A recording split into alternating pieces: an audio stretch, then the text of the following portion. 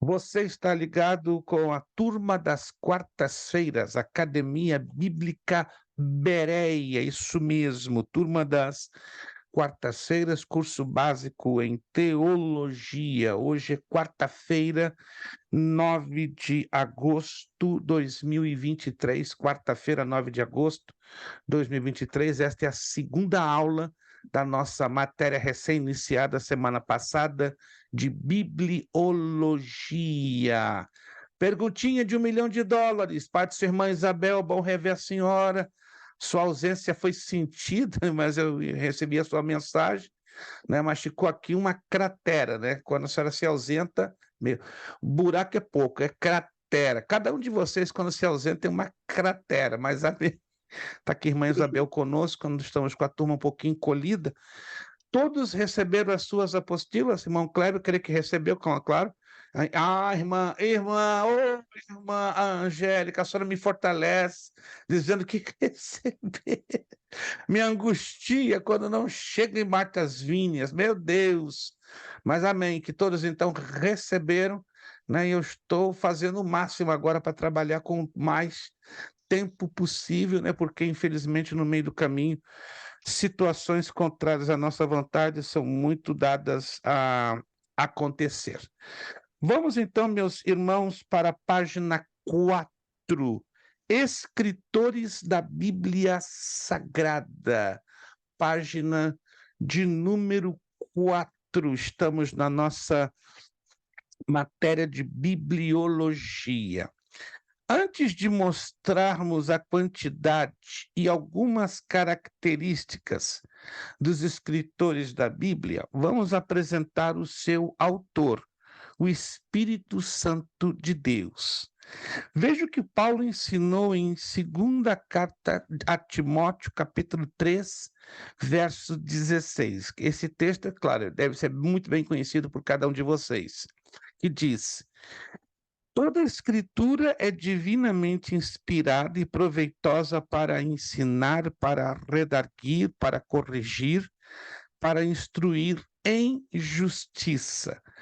Reforçando o potencial do ensinamento bíblico, o apóstolo Paulo também ensinou na segunda, perdão, o apóstolo Pedro, não Paulo, desculpe, Pedro, tá? Também ensinou na segunda carta de Pedro, capítulo 1, verso 21.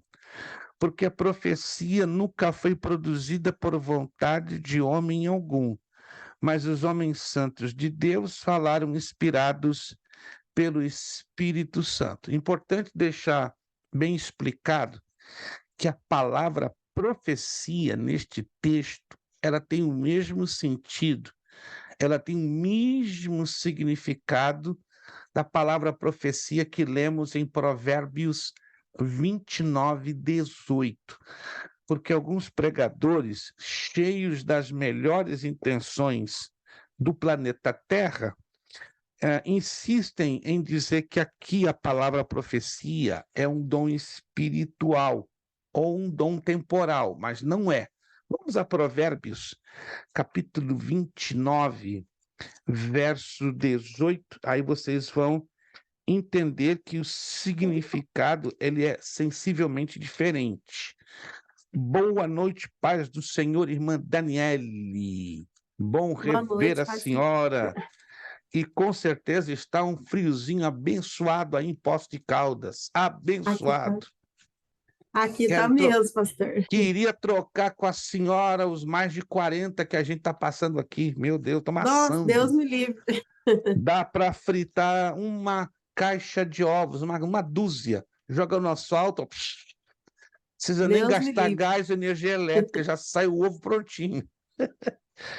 Provérbios 29:18. Eu acredito que você já deve ter passado várias vezes na leitura deste texto. Provérbios capítulo 29, versículo 18, está escrito: não havendo profecia, o povo se corrompe, mas bem-aventurado é o que guarda a lei. Aí a palavra profecia, ela não está ligada, não está conectada com o dom espiritual ou ministério, ou dom ministerial da profecia, senão a revelação da palavra escrita, ou seja, a escritura sagrada. Dentro do conteúdo da Bíblia Sagrada, também é conhecido pela palavra profecia. Aí nós poderíamos traduzir esse texto de Provérbios 29, 18, não havendo revelação escrita da parte de Deus, o povo se corrompe. Então, isso é muito importante você ter em consideração, ok? O significado da palavra profecia neste texto. E é o mesmíssimo de segunda carta de Pedro, capítulo 1, versículo 21, igualzinho, né? Que diz aqui, porque a profecia nunca foi produzida por vontade de homem algum. Traduzindo, porque a escritura sagrada ou a revelação escrita da parte de Deus nunca foi produzida por vontade de homem algum. O Espírito Santo inspira Pedro a fazer esta declaração, porque com certeza vocês devem estar sabedores que há uma corrente muito liberal em algumas igrejas que estão insistindo na necessidade de a Bíblia ser reescrita. Quem de vocês já ouviu falar? Tem até pastores nas redes sociais defendendo a ideia de que a Bíblia seja de novo reescrita. Claro, isto é uma abominação, isso chega ao cúmulo de blasfêmia, como querendo dizer que a Bíblia perdeu a sua validade, perdeu o seu poder, perdeu a sua credibilidade, perdeu a sua unção. Então, temos que ter a nossa atenção redobrada, porque estamos vivendo dias perigosíssimos, aonde a desvalorização da Bíblia está indo de mal a pior, e o mais estranho e o mais chocante, estamos ouvindo isso da parte de pastores que, entre aspas, se diziam competentes, responsáveis, comprometidos com a seriedade das Sagradas Escrituras. Diferente de Jesus Cristo, o Espírito Santo trabalha literalmente utilizando o homem. Então, vamos resumir esta parte para ficar bem guardado na nossa memória. A Bíblia Sagrada teve ao redor de 40 homens que participaram da redação do texto sagrado. Porém, estes homens foram inspirados, não é? Guiados pelo Espírito Santo. Alguém me perguntou, então esses homens entraram numa espécie de arrebatamento de espírito ou transe hipnótico? Não. Eles estavam bem conscientes do que estavam fazendo. Importante também deixar claro que a inspiração que eles tiveram na redação do texto sagrado, dos livros sagrados, é diferente da inspiração que Deus dá a um pregador. Quando trazemos uma mensagem, pregamos uma mensagem ou ensinamos um tema bíblico, claro, temos uma inspiração da parte de Deus, mas esta inspiração, ela é completamente diferente ao que aos 40 autores do livro sagrado. A palavra grega inspirado no texto do Novo Testamento para falar de que os 40 autores foram dirigidos, inspirados pelo Espírito Santo, é uma palavra estranha, theopneustos. Quando você traduz essa palavra ao pé da letra, ela tem um significado estranho. Theo fala de Deus, pneustos fala de fôlego vindo de dentro para fora. Então, a tradução literal de theopneustos é soprado de dentro para fora. Em outras palavras, os autores dos livros da Bíblia receberam uma inspiração estilo de dentro para fora. estiveram conscientes todo o tempo, sabiam o que estava fazendo, mas eles estavam recebendo uma inspiração sobrenatural, vinda de dentro para fora. Uma vez que essa inspiração vinha, eles escreviam, entendem? Não é a mesma inspiração que você e eu podemos ter para preparar um sermão ou preparar um estudo bíblico. É o próprio Deus que também opera? Claro, mas não no mesmo calibre, na mesma envergadura, no mesmo modo que o Espírito Santo inspirou a Moisés a escrever os 5 livros primeiros da Bíblia, não é a mesma forma como o Espírito Santo inspirou aos demais escritores. Foi um formato único, singular, nunca mais voltou a se repetir, entendeu? Então, todo tempo Deus usa pessoas para trazerem mensagens, elaborarem livros, trazerem estudos bíblicos, mas na inspiração da palavra de Deus, Deus decidiu fechar o cerco, né, ou fechar o quadro somente para 40 pessoas diferentes, e só aconteceu isso uma única vez, ou seja, foi um momento singular e que nunca mais voltou a acontecer de novo. Está compreendido isso? É importante deixar isso claro, porque eu tenho ouvido pastores ensinarem ao contrário, né? Que da mesma maneira que os 40 foram inspirados, eu também posso ser inspirado. Não. A inspiração é diferente. Nada comparado ao que os 40 autores tiveram, né? Foi uma forma única. Vamos lá. Ele utilizou cerca de 40 homens diferentes, desde humildes pescadores e agricultores a reis e doutores. A maioria desses homens viveu em locais e em épocas diferentes. Além disso, eles não conheceram a grande parte dos outros escritores. Outro detalhe interessante. Mas nada disso impediu que os mesmos falassem a mesma língua, tendo coerência ou harmonia, escrevessem a mesma coisa ou o mesmo tema dominante, dessem continuidade na mesma obra ou fazendo a mesma coisa. Então ninguém pode questionar a autoria e a plena direção e a inspiração do Espírito Santo na redação da Bíblia Sagrada. Observe essa frase que eu vou dizer para vocês. A Bíblia não contém a palavra de Deus. Preste atenção nessa frase. A Bíblia, o Santo Livro, não contém a palavra de Deus. Pastor, o que o senhor está falando? Eu vou repetir de novo.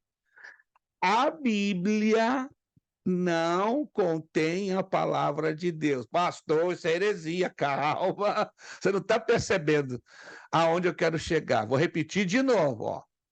A Bíblia não contém a palavra de Deus. O que é isso? A Bíblia é a palavra de Deus.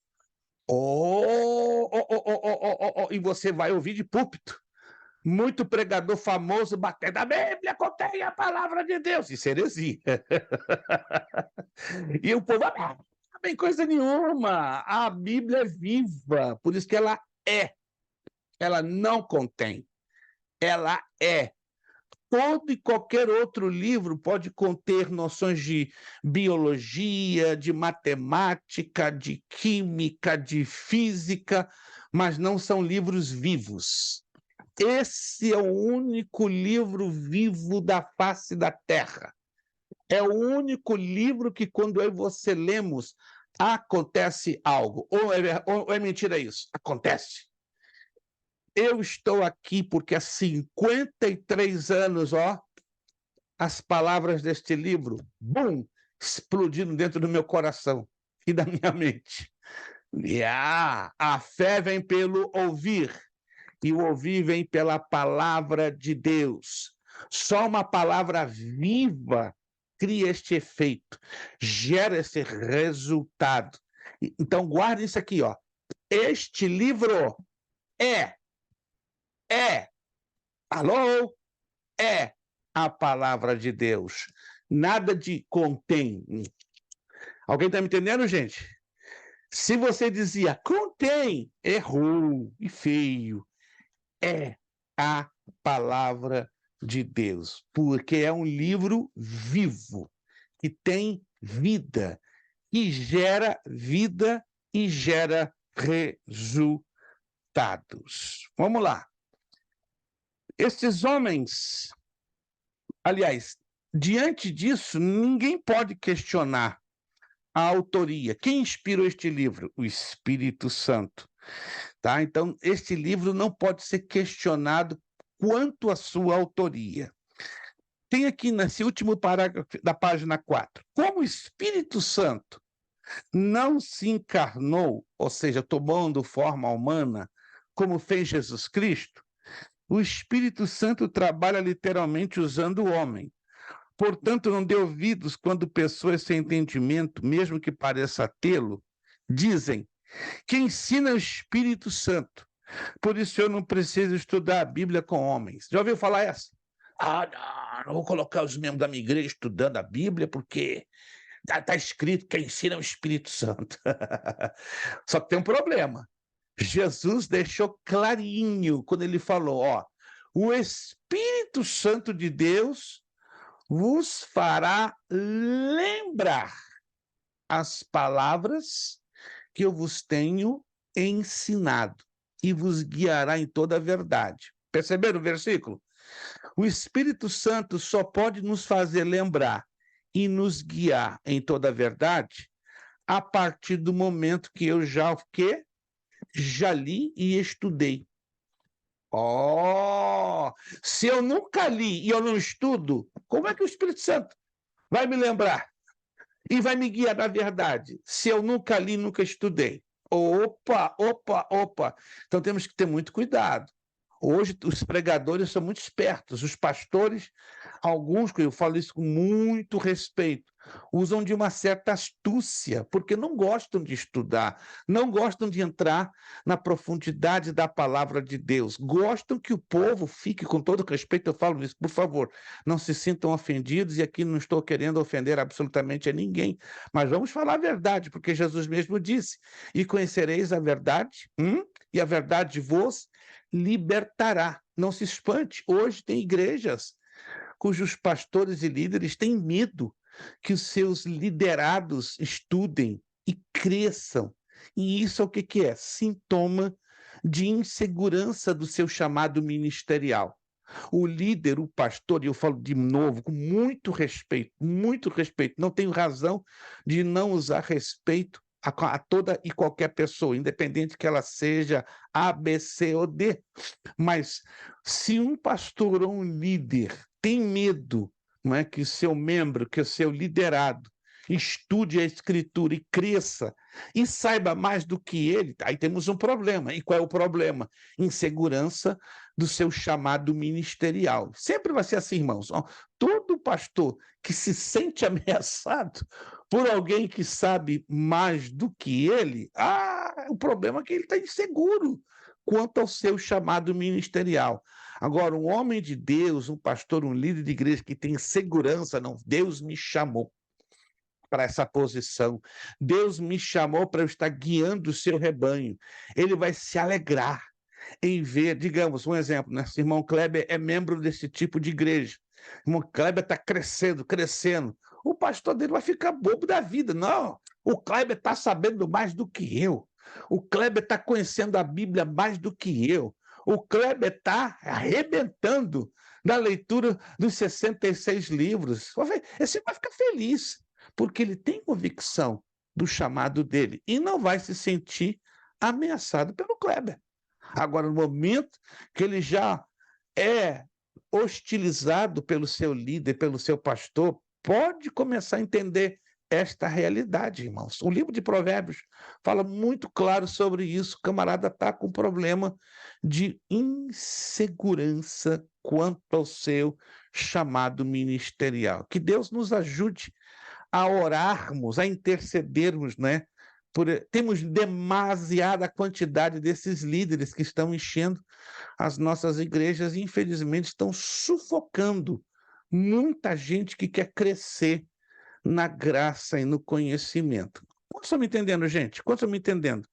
Estou falando com respeito, com carinho e com muita preocupação. Está aumentando demais a cada mês que passa, eu fico impressionado. Semana retrasada, não vou entrar em muitos detalhes, um casal de alunos de uma turma dizendo: pastor, não vamos ter que parar de estudar. Mas por quê? Algum problema de família, problema de saúde, problema de trabalho? Porque geralmente, às vezes, acontece isso, não, que o nosso pastor não quer que a gente prossiga. Ué, como é que é isso? Vocês estão há 6 meses conosco?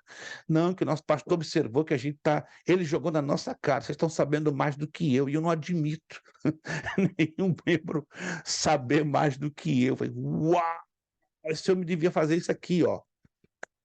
Bravo, está sabendo mais do que eu, então a gente vai ter que parar de estudar. Estavam chorando, literalmente.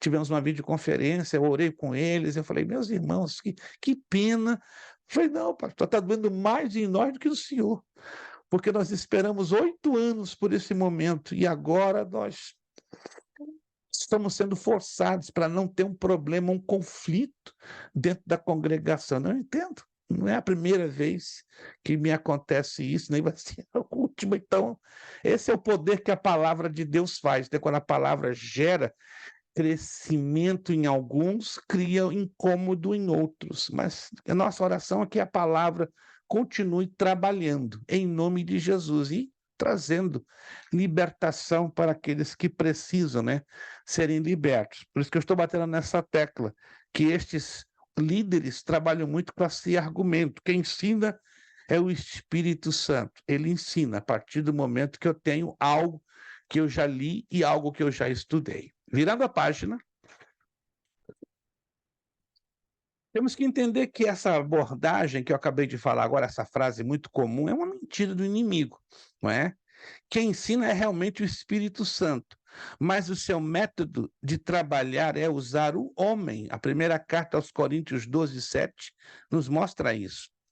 Veja com precisão as ferramentas do Espírito Santo ensinar a igreja. Olha só o texto de Efésios 4, 11 e 14. E ele mesmo deu uns para apóstolos, e outros para profetas, e outros para evangelistas, e outros para pastores, e doutores, querendo o aperfeiçoamento dos santos, para a obra do ministério, para a edificação do corpo de Cristo, até que todos cheguemos à unidade da fé e ao conhecimento do Filho de Deus, homem perfeito, à medida da estatura completa de Cristo, para que não sejamos mais meninos inconstantes, levados em roda por todo o vento de doutrina, pelo engano dos homens, que com astúcia enganam fraudulosamente.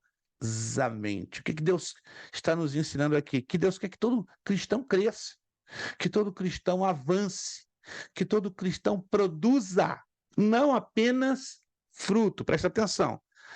No Evangelho de João, Jesus nos ensina algo que eu tenho certeza que você já passou por lá, mas talvez não observou o detalhe.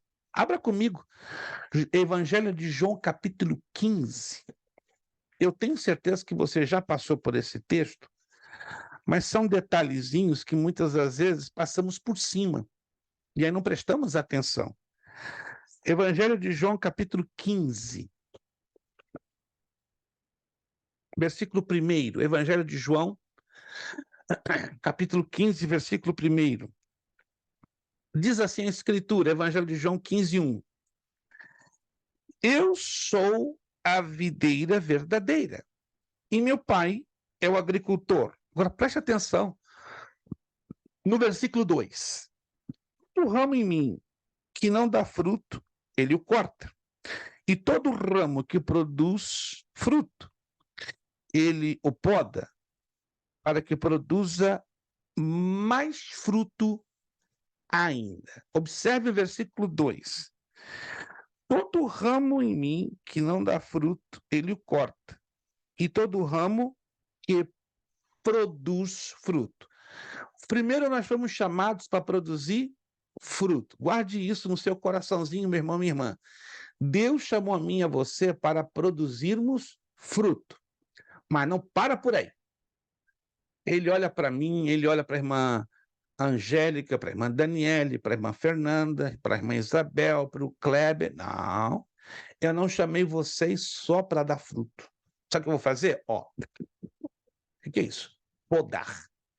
Podar dói, e muito. Aí seria algo muito extenso para nós entrarmos em detalhe. A poda entra tribulações, aflições, angústias, calúnias. Deus tem um método que não tem nada a ver com aquilo que a gente imagina, que a gente pensa que vai passar pela poda calmo, sereno e tranquilo. Mentira. Jesus ensinou em Mateus não, no Evangelho de João, capítulo 16, verso 33. No mundo tereis sombra e água fresca. É o que diz lá o Evangelho Apócrifo, segundo Kleber, capítulo 16, versículo 33. Vocês estão concordando, estão sorrindo lá.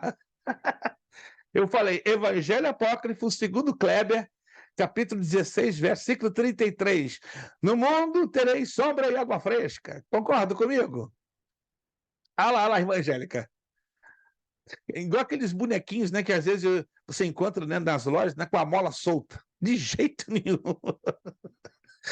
Jesus foi claro. No mundo tereis o quê? Tereis o Aflições, quê? mas tem de bom ânimo. Aflições. Ei, o evangelho é aflição. Que isso, pastor?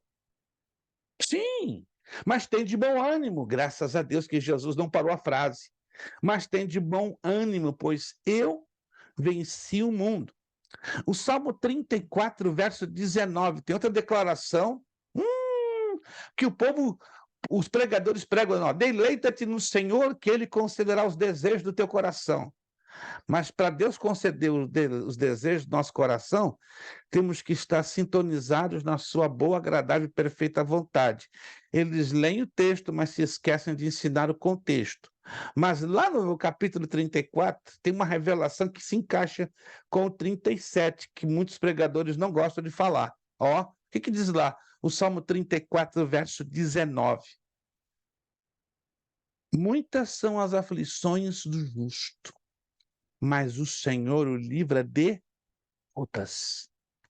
Se a irmã Fernanda tem 999 aflições, Jesus vai livrá-la de todas as 999 aflições. Se a irmã Daniele chegou o ano de 2022 com 1.517 tribulações, né? Antes de virar 1º de janeiro, o Espírito Santo vai falar no coração dela, minha filha, eu vou te livrar. Eu vou te dar salvação, eu vou te dar livramento no meio dessas 1.517 aflições que você teve no ano de 2022. Muitas, não é pouquinho não, é muitas. São as nossas aflições, as aflições do justo. Mas graças a Deus que o Senhor prometeu, eu vou dar liberação, eu vou dar livramento, eu vou dar vitória para cada uma delas. Não da maneira como queremos ou pensamos, mas da maneira como Ele quer, alô, e no tempo que Ele quer. Amém? Tem o tempo dele, tem a forma dele, tem o método dele. O problema é que nós somos apressados, queremos agora a vitória. Queremos do nosso jeito, não é assim que funciona, não. E como é difícil às vezes, ou na maioria das vezes, não às vezes, na maioria das vezes estarmos ajustados na boa, agradável e perfeita vontade de Deus. Então, meus irmãos, Deus quer que cresçamos, sim, dando fruto, ali no verso 2, dando mais fruto. Aí vem o versículo 3. Quanto a vós, já estáis limpos por causa da palavra que vos tenho falado. João 15, 4. Permanecer em mim e eu permanecer em vós, o ramo de si mesmo não pode produzir fruto, se não estiver na videira. Tampouco vós podeis produzir fruto, se não permanecerdes em mim. Olha o verso 5, atenção aqui no 5. Eu sou a videira, vós sois os ramos. Se alguém permanece em mim e eu nele, esse dá o quê? Muito, muito, muito fruto. Sem mim nada podeis fazer. Porque muitos cristãos não dão muito fruto. Só estão dando fruto ou mais fruto. Mas o objetivo principal do nosso Pai na nossa vida é dar muito fruto. Mas qual é a forma de dar muito fruto? Está aqui, Jesus está falando, está explicando, está dando segredo. Vós sois os ramos, eu sou a videira. O ramo está na dependência do caule, da videira, do tronco principal. Se alguém permanece em mim, olha o segredo. Se alguém, se eu, se nós permanecemos nele e ele permanece em nós, então tem que ser dos dois lados, da minha parte para com ele e dele para comigo. Não funciona só dele para comigo. Tem que ser da minha parte para com ele. Alguém está me entendendo? Eu tenho que fazer a minha parte na comunhão, na preparação, na dedicação, no sacrifício. Quando eu faço a minha parte, ele faz a parte dele. Oh! E quando fazemos a nossa parte e ele fazendo a parte dele, aí cumpre-se a promessa. Esse dá muito, muito, muito fruto. Consegue entender? Porque muitos cristãos param no caminho ou só ficam naquele, vou usar uma expressão muito utilizada no Rio de Janeiro, na irmã Isabel do Rio de Janeiro, ela vai entender essa expressão, lenga-lenga. Lembra, irmã Isabel? Lá nos anos 70 usava essa expressão, lenga-lenga. Não sei em Minas como é que se chama, né? Mas no Rio de Janeiro, nos anos 60 e 70, negócio muito devagar, muito lerdo, era chamado de lenga-lenga, né? Isso é muito lenga-lenga. Entende? Então tem muito cristão lenga-lenga, né? Está 30 anos na igreja e não passa de dar fruto. Ainda que o projeto bíblico é dar mais e dar muito fruto, mas se muitos não estão dando muito fruto, é porque estão de lenga-lenga, ou seja, pararam no meio do caminho, ou não estão cumprindo os requisitos para o cumprimento nas nossas vidas, ou nas suas vidas, melhor dizendo, de João capítulo 15, versículo 5. Está entendendo essa parte? Como isso aqui é curioso, importante e profundo. Agora veja bem o que diz aqui no parágrafo seguinte. Não caia nesse engano de que o Espírito Santo ensina independentemente de usar o homem. O Espírito Santo só ensina independentemente de usar o homem quando o cristão está em apertos, em prisões, quando não há alguém humano que possa defendê-lo. Veja o que está escrito, lá em Lucas 12, 11 e 12. E quando vos conduzirem às sinagogas, aos magistrados e potestades, não estejais solícitos de como ou do que haveis de responder, nem do que haveis de dizer, porque na mesma hora vos ensinará o Espírito Santo o que vos convenha falar.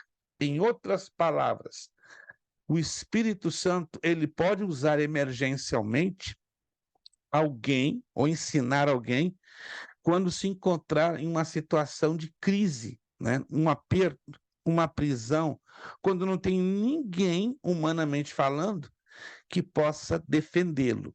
Então, o normal, o correto, é eu e você fazermos a nossa parte. Como? Estudando, lendo, nos preparando. O que eu vou falar aqui, eu já falei várias e várias vezes. A cada mês e ano que passa, o número de cristãos comprometidos com a leitura diária deste livro e com o estudo diminui violentissimamente. Eu não vou mencionar estatísticas, porque algumas delas eu até já perdi a conta. Mas só para você ter uma ideia, há 30 anos atrás, não é que eu seja saudosista, pastor, você lembra muito do passado, tem coisas do passado, dizem que quem vive do passado é museu, então eu sou um museu ao quadrado.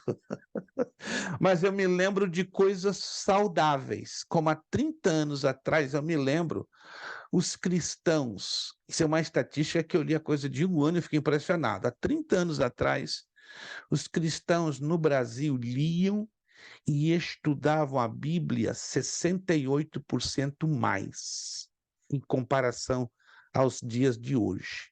E é verdade, irmãos.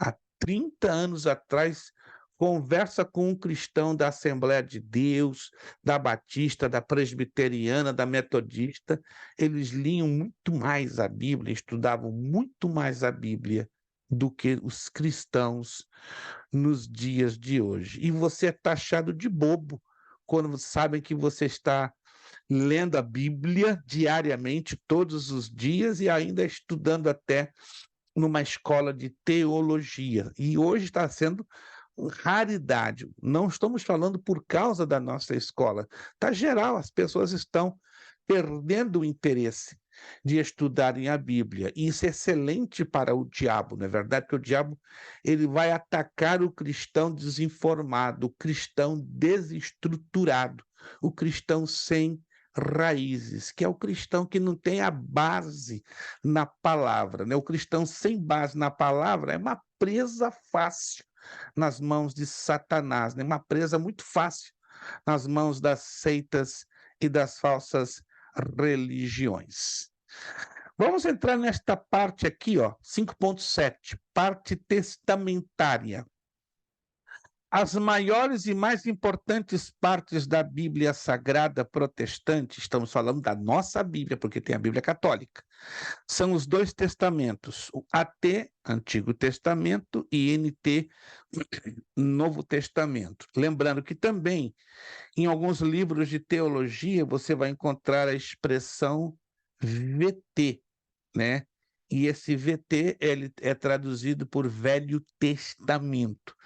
Alguém me perguntou esses dias, é errado usarmos a expressão Velho Testamento? Não, embora é uma expressão muito comum do povo. O povo, em geral, usa muito a expressão Velho Testamento. Mas como nós estamos numa escola de teologia, estudando com profundidade a palavra de Deus, a expressão Velho Testamento, na maioria das vezes, ela não é uma expressão acadêmica, é popular, não é errado.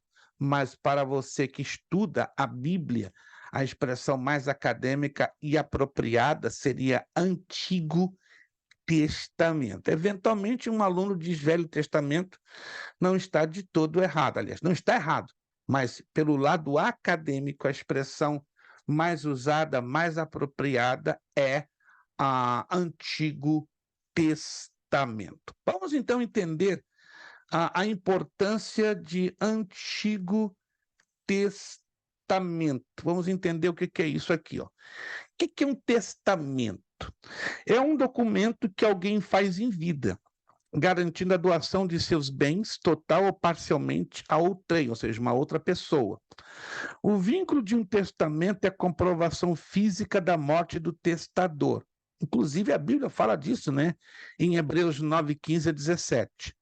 Vamos conferir o potencial do Antigo e do Novo Testamento. Isso aqui é muito curioso e vale a pena, por isso que eu transcrevi essa parte para você entender. Talvez muitos de vocês já se perguntaram por que a Bíblia tem essas divisões, Antigo e Novo Testamento. E por que essa expressão testamento? Agora você vai entender como é importante entendermos essas 2 divisões da Bíblia. Me acompanhe aqui, por favor.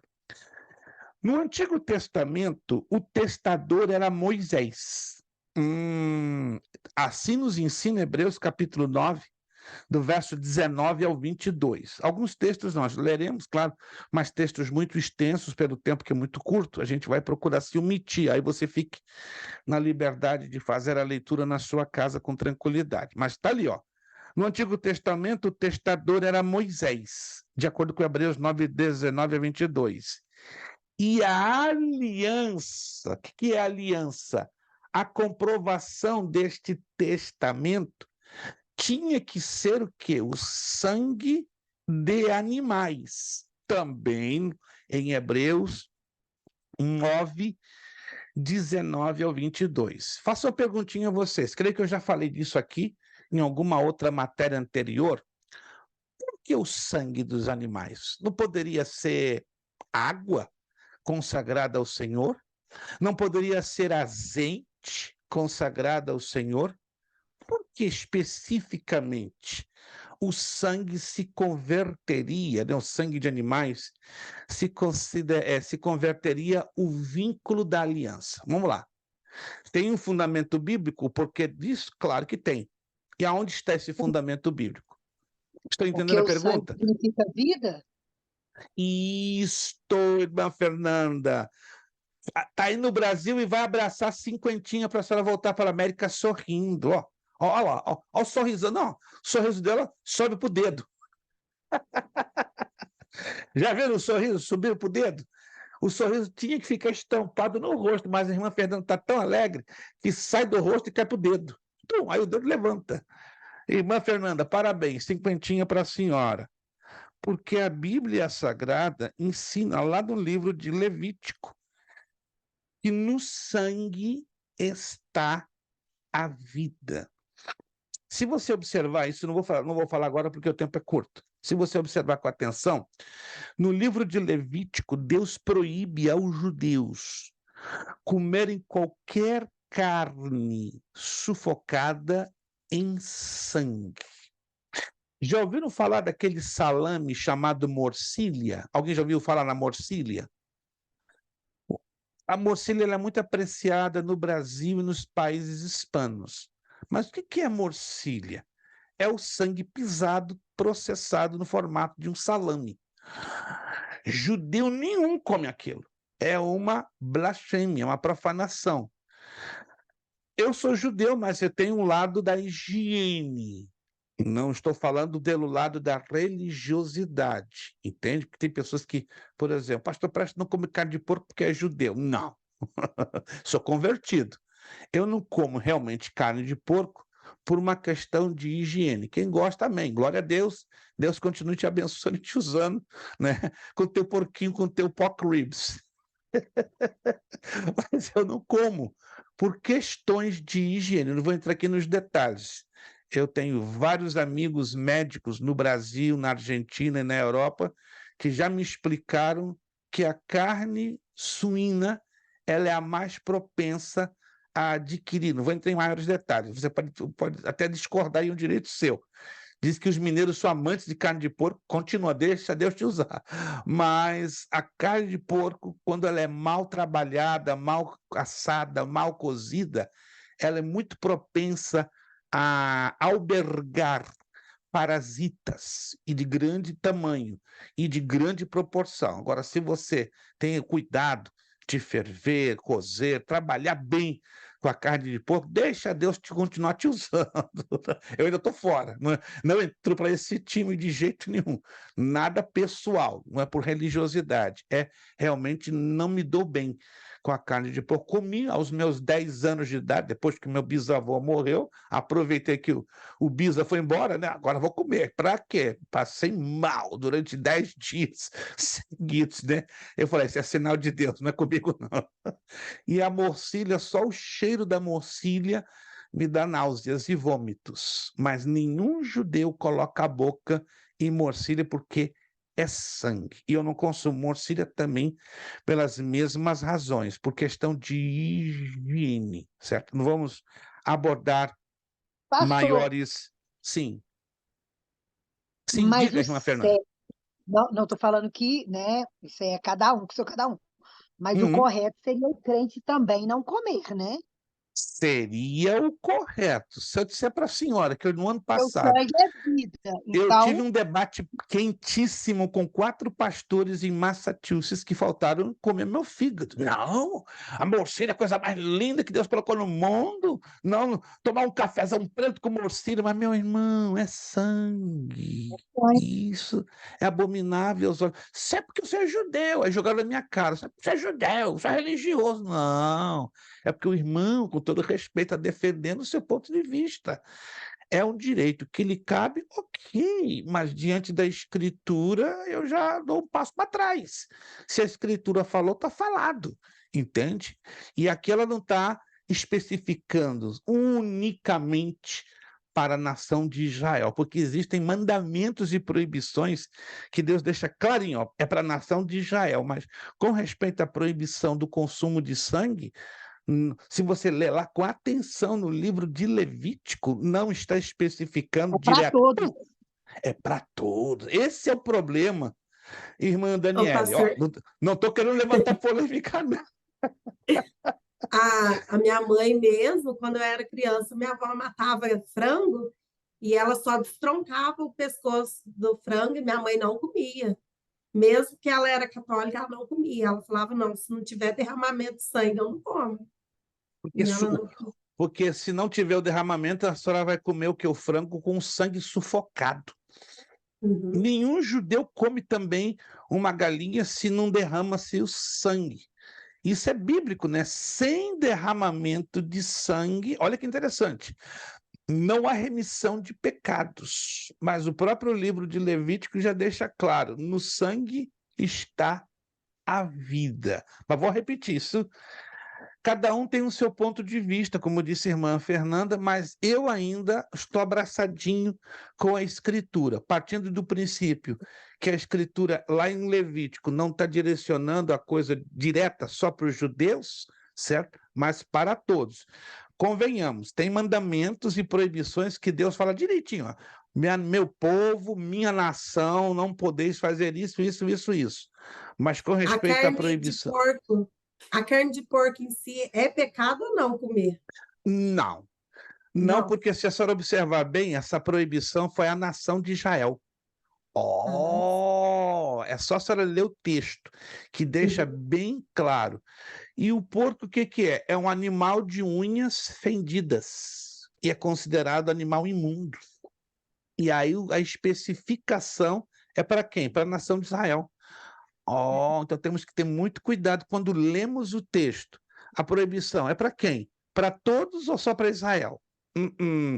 Quando é para Israel, o texto diz: esse é para o meu povo, é para a minha nação, papapá. Quando Deus não especifica o povo ou a nação, é para todos. Temos que Ah, ter sim.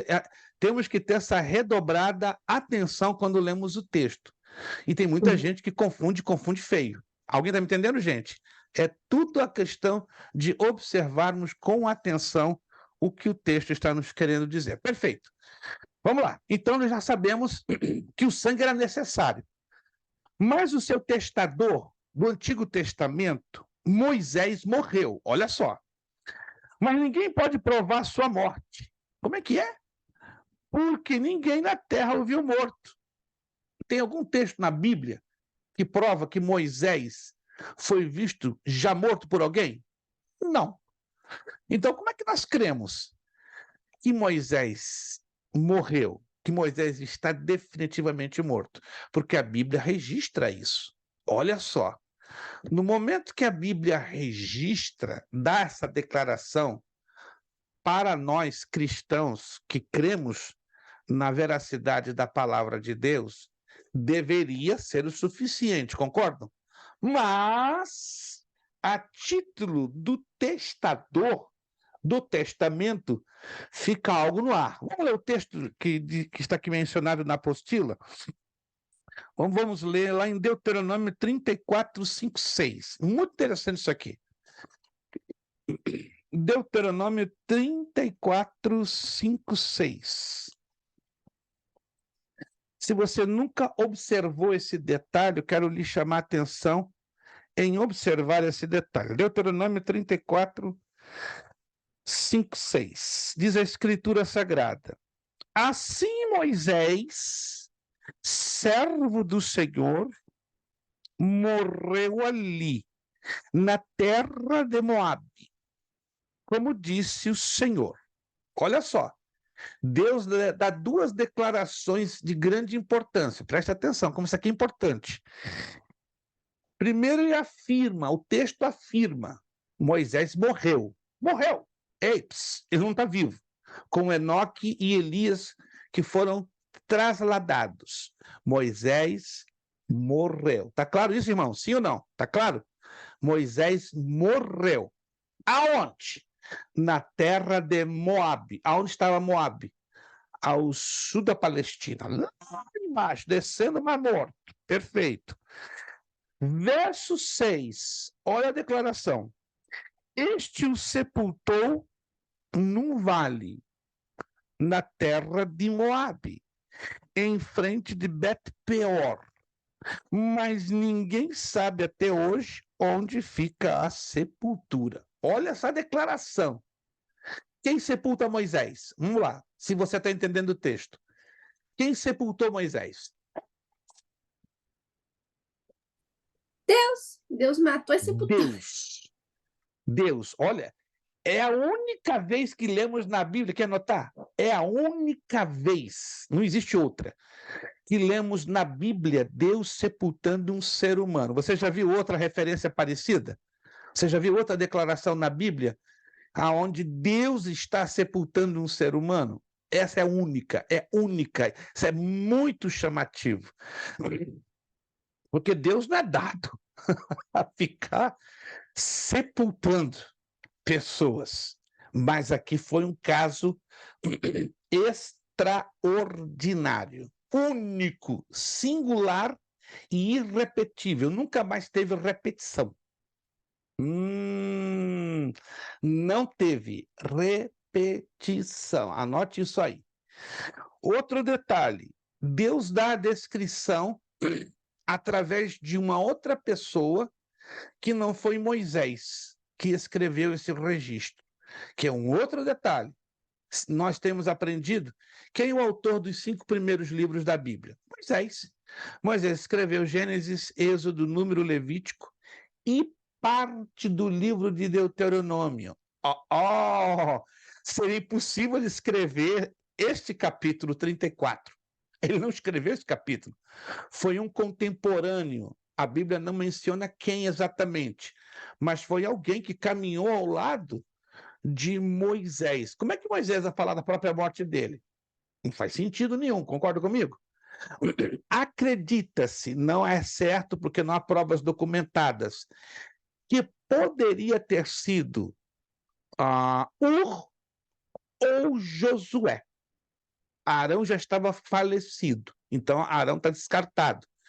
Então poderia ter sido Ur, lembra-se de Ur, aquele que levantou os braços de Moisés quando a nação de Israel estava numa batalha pesadíssima, que Arão e Ur tiveram que levantar os braços de Moisés para manter a moral dos exércitos de Israel continuando na luta. Então, possivelmente, poderia ter sido Ur ou Josué. Não há provas.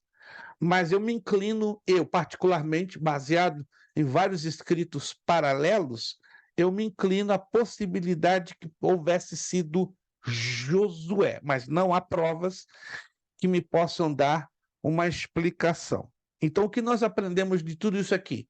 Que Moisés morreu, número 1. Que Moisés foi sepultado por Deus, número 2. Nas campinas de Moabe, número 3. E 4, ninguém sabe aonde. Então já temos claríssimo, Moisés morreu. Vamos lá. No Novo Testamento, como é a coisa fica? O testador quem é? Jesus Cristo. Está lá em Hebreus 12, 24. A aliança é o seu próprio sangue. E o seu testador, a saber, olha a diferença. Jesus Cristo morreu. E todo mundo sabe muito bem da sua morte. Muitos são os relatos bíblicos de milhares de testemunhas que viu Cristo morto na cruz. Depois, os soldados romanos foram comprovar a sua morte e comprovou. Então, tá todos os textos aqui, de Mateus, de Marcos, de Lucas, de João. Então, o Novo Testamento foi confirmado. Aonde queremos chegar com isso? Que isso aqui é interessante demais. Pelo fato que Moisés morreu, está me acompanhando, mas ninguém viu o corpo de Moisés, então o Antigo Testamento carece de confirmação. Ou seja, como aqui escrevemos, então o Antigo Testamento não foi confirmado. Então, Então, ele não tem validade para nós? Tem validade, claro, mas nem todo o seu conteúdo, porque uma boa parte ele é de uso e é de validação para os judeus. Oh, então uma parte, a grande parte, ela é válida para os judeus e uma pequena parte para nós. E aí eu vou ensinar vocês o critério. Qual critério que eu vou tomar que o Antigo Testamento ele é válido para mim, membro do corpo da Igreja de Jesus Cristo? Quer anotar? Talvez eu já falei isso em outras aulas. Agora você vai anotar qual é o critério para eu saber quais as partes do Antigo Testamento são válidas para mim, para você, igreja. É um critério que pouca gente conhece. Esse critério que ensina a hermenêutica bíblica.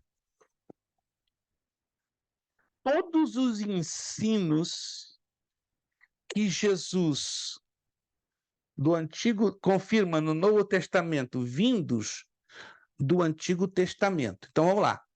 Jesus ensinou muitas coisas que ele trouxe ou que ele mencionou do Antigo Testamento. Lembram-se disso? Jesus mencionou muitas coisas, muitos ensinos vindos lá de trás do Antigo Testamento. Quando Jesus menciona esses ensinos, ele repete por várias vezes, 1, 2, 3, 4. Então, o que é válido para nós do Antigo Testamento? Quando Jesus confirma pelo menos 3 vezes, pelo menos 3 vezes. Se ele confirmou e pelo menos 3 vezes, é válido para o nosso uso.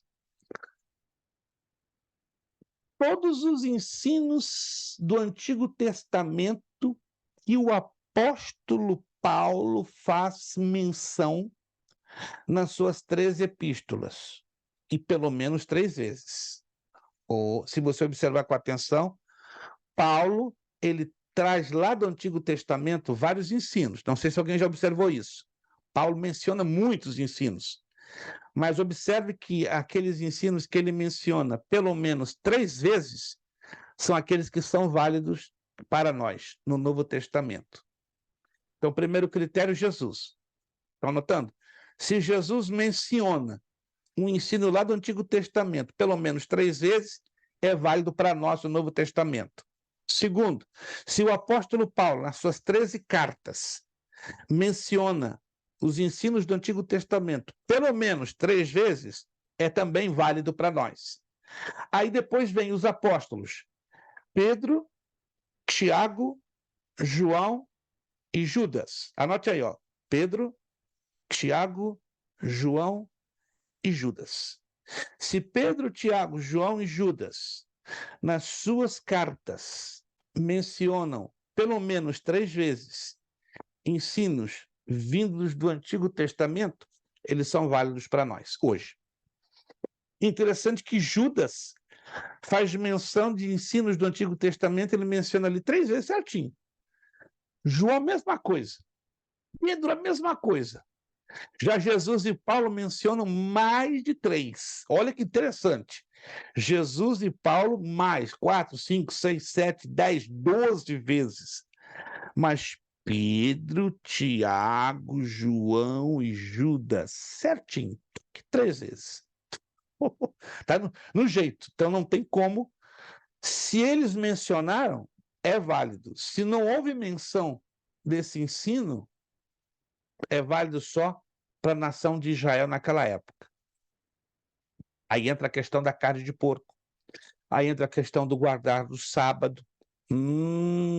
Aí entra a questão das festas judaicas. E a lista é grande. A lista é grande, que não tem uso para nós hoje como igreja. Alguém está entendendo, gente? Alguém está entendendo? Isso é importante demais, demais, para a gente não misturar digamos, a vigência, quando e até quando é válido o Antigo Testamento.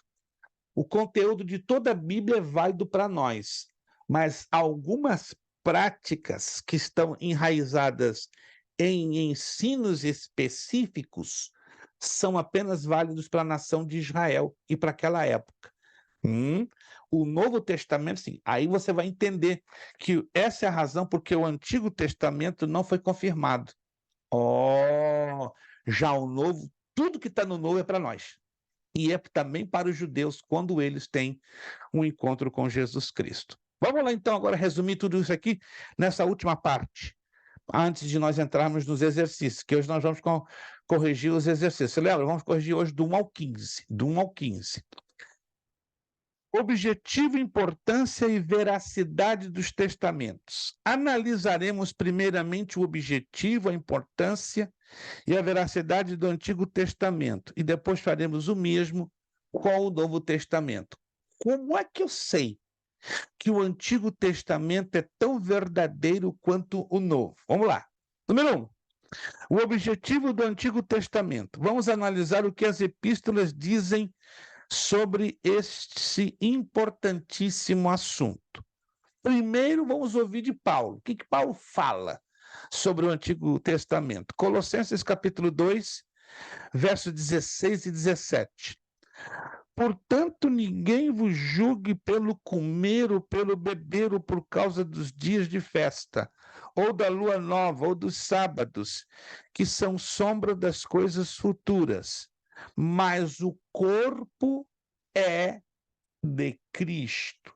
Paulo querendo dizer que a nação de Israel estava muito agarrada com estas liturgias. Então ele deixa bem claro que os cristãos não vivem na base da liturgia, vivem na base da prática das atitudes que a palavra de Deus nos ensina. Segundo, o escritor aos Hebreus, não sabemos quem foi. Hebreus 8:5 está dito: os quais servem de exemplo e sombra das coisas celestiais, como Moisés divinamente foi avisado, estando já para acabar o tabernáculo, porque foi dito: olha, faze tudo conforme o modelo que no monte se te mostrou. Então estamos aqui aprendendo que o Antigo Testamento era uma sombra refletida sobre o quê? O Novo Testamento. Terceiro, de novo, o escritor aos Hebreus, no capítulo 10, verso 1. Porque tendo a lei a sombra dos bens futuros e não imagem exata das coisas, nunca pelos mesmos sacrifícios que continuamente se oferecem cada ano pode aperfeiçoar aos que a eles se chegam. Em outras palavras, o Antigo Testamento é sombra, refletindo-se nos fatos cumpridos dentro do Novo Testamento. Virando a página, definição: todo o Antigo Testamento, leis cerimoniais e civis, a história dos hebreus e tudo relativo aos israelitas, era o quê? Profecias, promessas, sombras dos bens futuros e não a imagem exata das coisas. O Antigo Testamento promete, profetiza nascimento e as vindas de Jesus Cristo, os grandes sofrimentos de Jesus Cristo, o derramamento do Espírito Santo, o milênio, novos céus, nova terra, a eternidade, etc. A importância do Antigo Testamento. Não há como mensurar, ou seja, não há como medir essa importância. Ela é imensurável, é impossível de ser medida. A maior dela é a existência do Novo Testamento. Não haveria a nova aliança sem a antiga, porque o Novo Testamento precisa ser composto puramente de cumprimentos das profecias, das promessas do Antigo Testamento.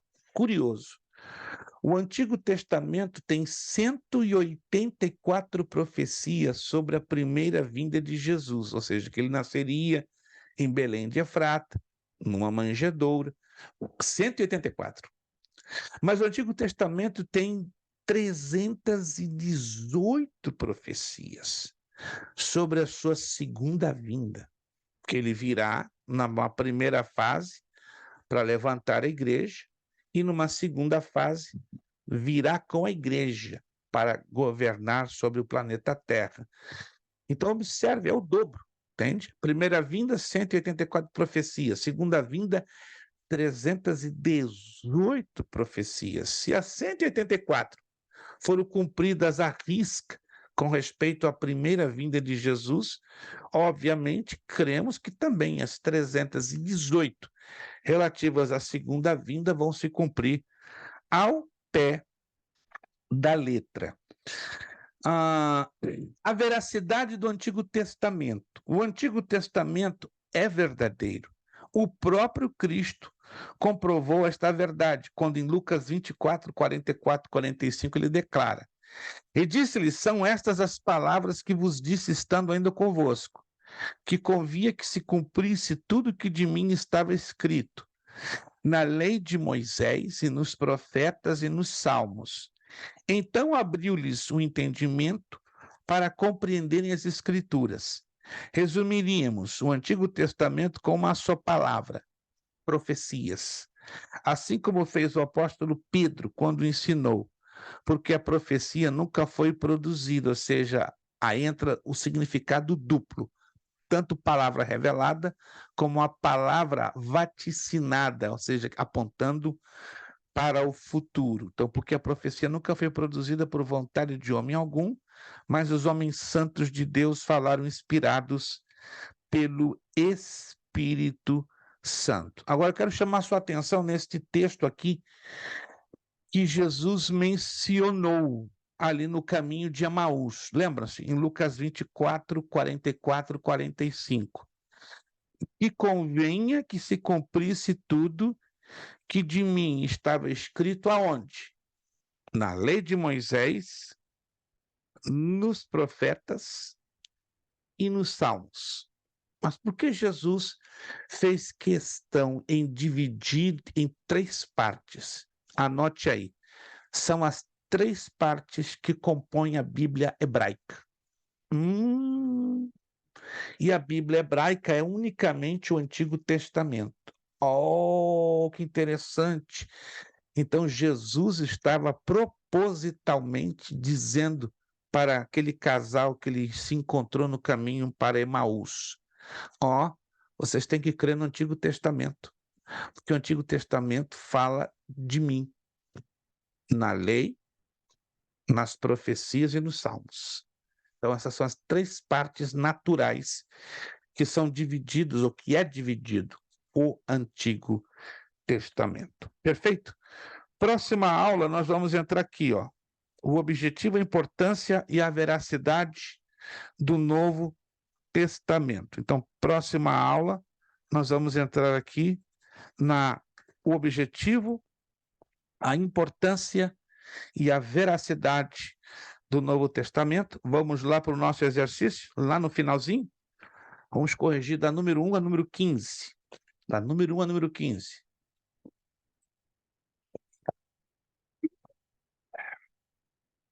Alguma pergunta até o momento? Está tudo bem certinho? Nenhuma dúvida por enquanto até aqui? Tudo certo? Maravilha. Vamos lá. Número 1, lá no exercício, da 1 ao 15. Apenas vamos corrigir hoje da número 1 ao número 15. Bibliologia considera a Bíblia como... Qual é a resposta certa? Qual é a letra certinha? Ó, tá D. cheinho de pegadinha aqui. Diga. É D. E todas as alternativas anteriores estão corretas. Então, corretíssimo, todas elas, A, B e C. Se as 3 são certas, eu não vou marcar as 3 de uma vez, só vou marcar uma que vale pelas 3 juntas. Compreenderam? Então, é a letra D, é a resposta que melhor se encaixa. Todas as alternativas anteriores estão corretas. Número 2, faz parte da bibliologia. Qual delas? Qual é a resposta D. certa? D. De novo, a letra D. De Deus, de dado. Todas as 3 anteriores encaixam, né? O estudo das divisões da Bíblia, dos idiomas originais, dos materiais primitivos em que a Bíblia foi escrita. Número 3, o vocábulo Bíblia não consta do texto bíblico. Vem do grego e era o nome dado pelos gregos. Qual é a letra? D de novo. D de novo, mas o D de Deus tá dominando, então tá certo. Todas as 3 anteriores estão corretas. Está anotando aí, então? 1, 2 e 3, D. 1, 2 e 3, letra D. Agora aqui, muito cuidado. Número 4. O primeiro teólogo a usar o nome Bíblia em referência à Bíblia, quem foi ele? João Letra A. Crisóstomo. João Crisóstomo, ó lá, na ponta da língua da irmã Angélica. João, de repente, foi o vizinho dela lá na ilha, né? Quem sabe João Crisóstomo viveu lá na ilha, ela conheceu ele bem pertinho. João Crisóstomo, patriarca de Constantinopla. Não, na ilha não existe. A ilha não era habitada no século IV. Então foi João Crisóstomo, patriarca de Constantinopla no século IV. Letra A. 4, letra A. Número 5. A própria Bíblia reivindica para si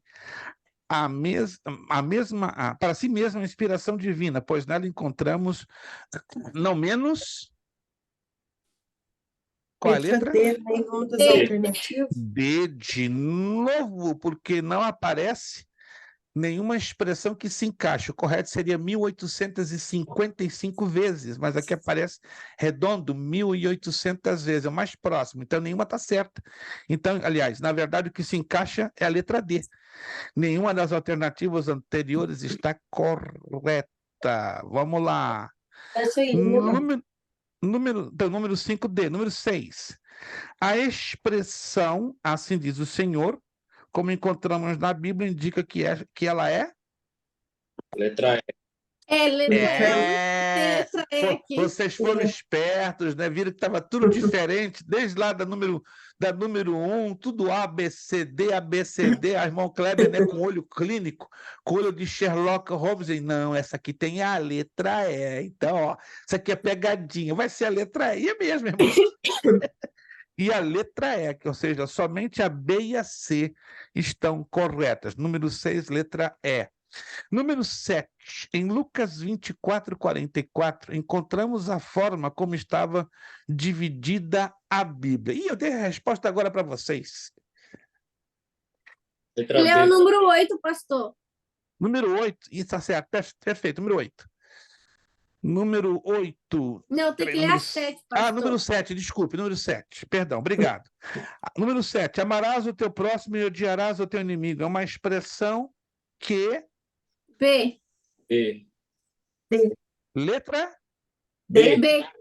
D de dado, D de dado, D de dado. Todas as alternativas estão corretas, porque não se encontra no Novo Testamento, não se encontra no Antigo e não se encontra nas palavras de Jesus, compreenderam? Então, é a letra D. Número 8, Lucas 24, 44, encontramos a forma como estava dividida a Bíblia. Qual é a resposta correta? B. D. Não, acabei de falar. Em Lucas 24, 44, encontramos a forma como estava dividida a Bíblia. Como é que estava? Uma vez que eu falei agora. No hebraico. Hebraica, é a letra A. É a letra A. Vê? Rapidinho esqueceram. Dei a resposta para vocês. É a Bíblia hebraica. A Bíblia, o Antigo Testamento, era dividido nessas 3 partes, baseadas em Lucas 20, lei, profetas e salmos. Não se esqueçam, lei, profetas e salmos. Número 10. Em 1 de Timóteo 5,18, Paulo cita um texto de Lucas 17, como sendo... Qual é a correta? D. C, D de dado, D de dado. Somente as alternativas A e B são corretas. Se você compara 1 de Timóteo 5,18 com Lucas 10,7, vai bater a letra A e a letra B certinhos. Eu estou na 10, né, pastor? 10D, exato, 10D. Pastor, fui fechar a porta, perdi. A 9 é qual letra? A Eu 9 marquei é a a C. letra C. Então tá certo. Número 9. Em Lucas 24, 44, Jesus ratifica, isto é, reconhece como inspirado por Deus todo o Antigo Testamento. Todo. Se você observar a questão 8 e a 9, elas são parecidas. São bem parecidas. Para você responder a 9, você tem que responder corretamente a 8. Então, muito cuidado se aparecer na prova, né? Porque a 8 e a 9 estão ligadas. Se você erra a 8, vai errar a 9. Se você acerta a 8, acerta a 9. Entende? Então, muito cuidado com essas duas questões. Coloquei de propósito para você ficar ligado. Então, vamos recapitular: número 8, A, número 9, C, número 10, D. Número 11. Os 66 livros que compõem a Bíblia demoraram aproximadamente, qual a letra? B. B. B. 1.600 anos para serem escritos. 11, B de bola. 12. Todos os 27 livros que compõem o Novo Testamento demoraram, qual é a letra correta? C. C. C de casa. Menos de um século para serem escritos. Número 13. A Bíblia foi escrita por cerca de quantos autores? 40. Qual a letra? D. D. Letra D. D de dado. 14. A Bíblia foi escrita em lugares distantes de quantos continentes? 3. D. 3. Letra D. África, Europa e Ásia. Por hoje, fechando a número 15. 14, então, letra D. Número 15, fechando por hoje. A Bíblia sendo escrita num longo período de tempo e por vários escritores, qual é a letra? A. A. A. Apresenta uma mensagem única. Próxima aula, vamos corrigir da 16, tá? Anote aí, da 16 até a número 30. 16 até a número 30, tá? Se quiser fazer até o final, tudo tranquilo também. Que aí nós vamos corrigir na outra aula, o último grupo que vai da 31 a 40. Mas na próxima aula, vamos corrigir da 16, da questão 16 à questão 30. Maravilha! Dúvidas, perguntas, tudo certinho? Vamos então recapitular as questões, né, para conferir se alguém errou na hora da correção, só para ter certeza que todos corrigiram corretamente. Número 1, 2 e 3, letra D de dado. Confere? 1, 2 e 3, letra D de dado. 4, A de Antônio. 5, D de dado.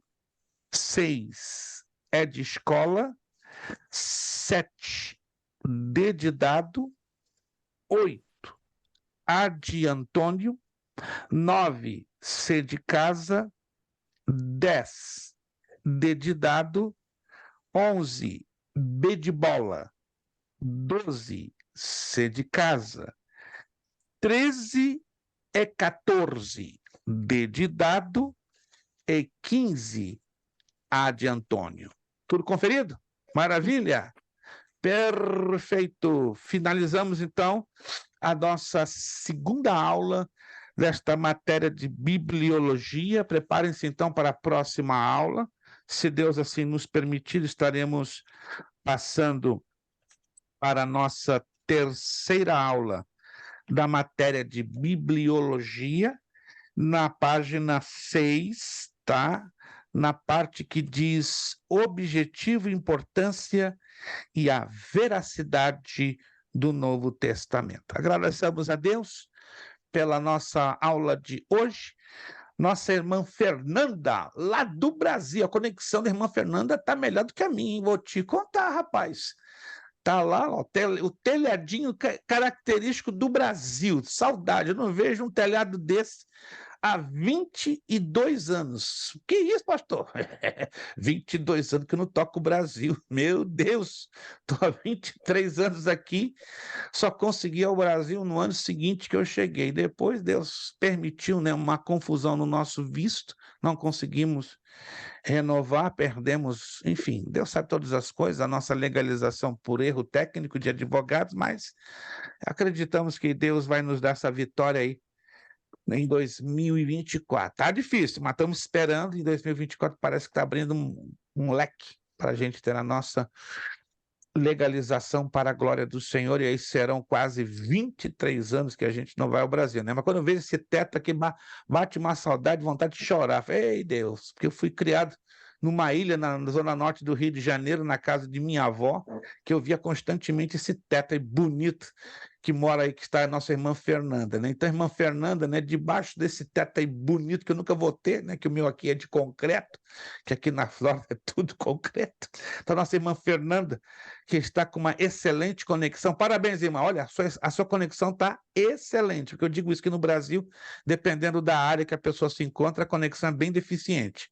Mas aí a conexão da irmã Fernanda, a conexão da irmã Daniela estão, ó, de nota 20. Irmã Fernanda, então, estará nos despedindo em oração, agradecendo pela aula de hoje. Obrigado, nossa irmã Angélica, pelo seu esforço. Também nossa irmã Isabel, Deus abençoe a irmã Isabel e lhe recompensa. Irmã Daniele, irmã Fernanda, irmão Kleber. Estejamos orando uns pelos outros.